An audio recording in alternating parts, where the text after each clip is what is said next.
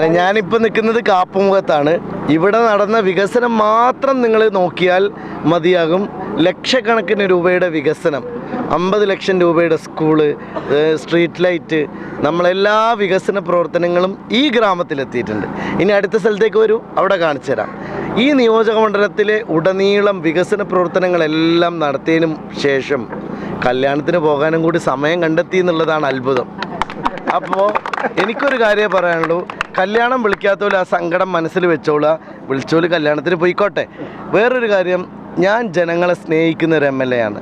ഞാൻ ഇവിടുത്തെ വീട്ടുകാരനാണ്. എൻ്റെ വീട്ടിൽ കല്യാണം ഉണ്ടായാൽ ഞാൻ കൂടും. ഈ പെരിന്തൽമണ്ണ എൻ്റെ വീടാണ്. എൻ്റെ വീട്ടിൽ എവിടെ മരണം ഉണ്ടായാലും ഞാൻ പോകും. അവരുടെ സങ്കടത്തിലും സന്തോഷത്തിലുമൊക്കെ ഇനിയും ഉണ്ടാവും. അപ്പോൾ അതുകൊണ്ട് അപവാദങ്ങളും കുറ്റപ്പെടുത്തലുകളും പരിഹാസമൊക്കെ CPMൻ്റെ ശൈലിയാണ്. പ്രവർത്തനവും ആത്മാർത്ഥതയും ജനങ്ങളെ ചേർത്ത് പിടിക്കലും UDFൻ്റെ ശൈലിയാണ്. ഞങ്ങളുടെ ശൈലി ഞങ്ങൾ തുടരും. ഞങ്ങളുടെ കൂടെ ജനങ്ങളുണ്ട്.